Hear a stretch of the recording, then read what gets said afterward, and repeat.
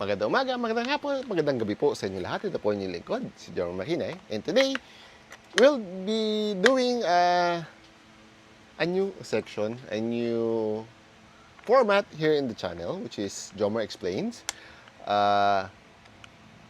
It's more or less, people keep asking me, and I'm getting tired of explaining it to each and every individual. So if it's a common question, I will make a video for it. So if someone asks, just watch this video. Okay, without further ado, our question for today is, what is a drop stock? Okay, first, let's tackle what is the issue. Let's say you have a very beautiful HK416 with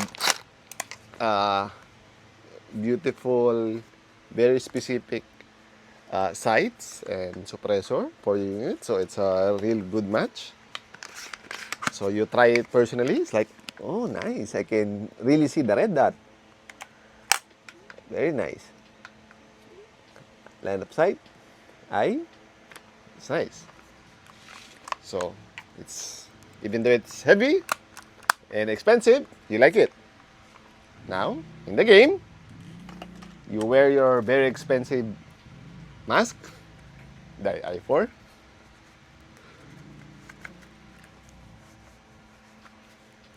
And in the game, you see something and you try to shoot it.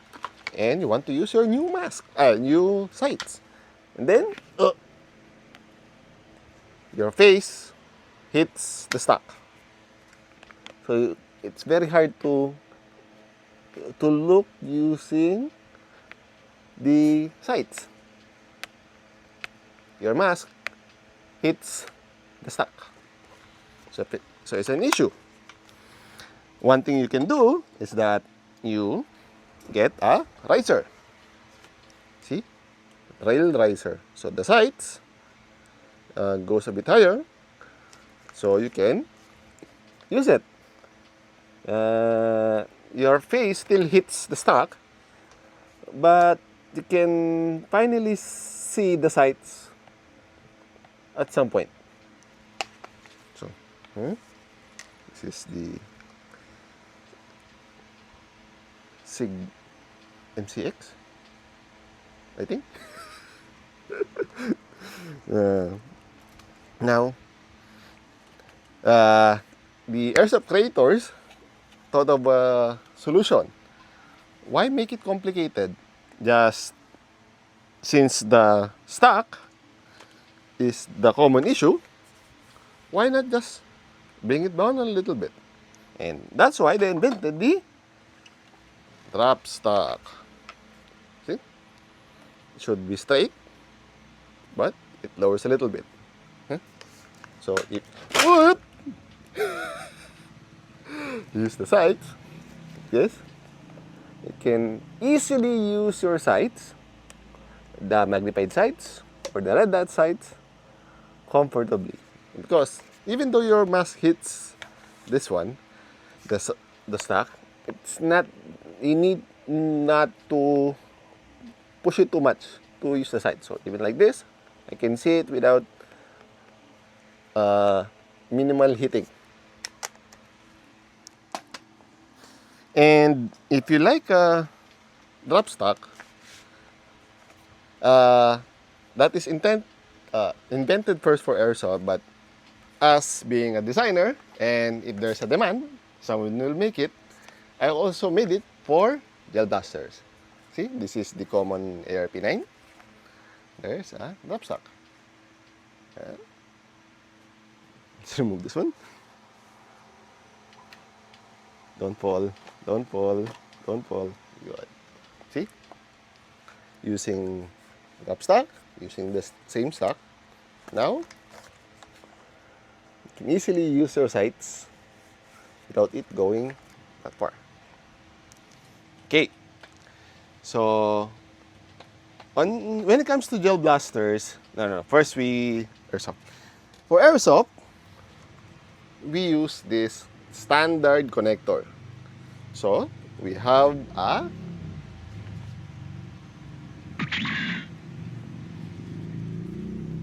where is that one? Oh, we have a drop stock for it for the standard connector. And standard connector. This is Tokyo Marui standard. So, there is a drop stock for it. Then, drop stock. And, again, in gel blasters, the problem is we have multiple standards. Each brand different standard. Saima uses M4 Airsoft standard. What do you call this one? This is the Jingji SLR version 5. It uses a thread type. Looks like the not original not airsoft real steel connectors, which is this is threaded. Since that's a difficulty, I created a thread for this one that will make this connector. So you need to use that connector. Somewhat similar to this one. This is a prototype. See that you can remove this one and put this. So you will have a standard airsoft thread, and just put a screw, and you now have a drop stock.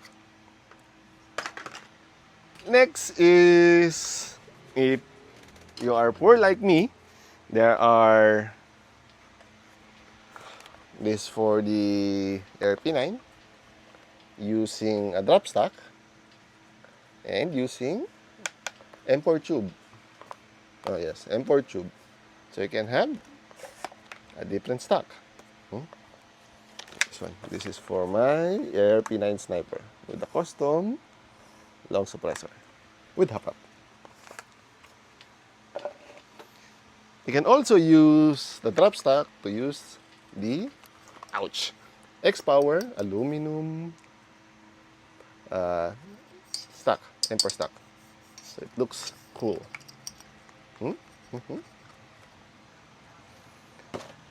And in PDX, it uses their own standard. So this is a M4 mini stock drop stock, mini stock adapter drop stock. So this is a PDX style and a drop stock. So if you use this, you can easily use the magnified scope or the red dot. But this is fake. My real one's on a different gun. But this is only for aesthetic. When using this one, since this is a drop stock, it's easier for me to see the bullets. I usually fire like this one, not like this, since it's already using a drop stock. Like this, so I can see them, or doing full operator style like this. Or this is better because I can see it. Depends on your playstyle. For the AirP9 version 4, for whatever reason, they changed it to a PDX style. So this is my PDX style drop stocks, and the AirP9 version 1 to 3 connectors. So there's a difference, you can see. A difference in the hole.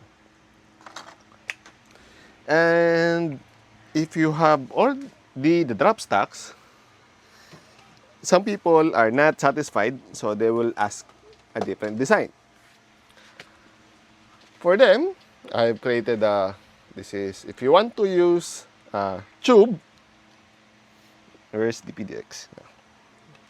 PDX, but straight, and use the tube, this one, so it's like this, then tube, straight. So you can use this adapter to use a mini stock, or since you have an airsoft connector, standard connector, you can use it to have a metal tube here. Another variant is the angled one. This is co-developed with Justin Imperial of Imperial Customs. This is a specific angle that you have a unit somewhere here. And this for ERP. So let's assemble. This one is very easy. Just twist, remove. A reminder, if you install it for the first time, it will be tight. So you have been warned. So, push, then twist. First time is harder, second time is easier. Then you connect. So, ta-da! It's now angled. And also, this is developed for those games that require the stock to be always connected to your shoulder.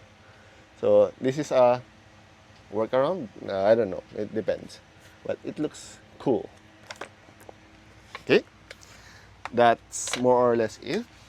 If you have any comments, suggestions, violent reactions, do not hesitate to put it down in the comment section down below, and I'll answer it as soon as possible. Hanggang sa muli, paalam!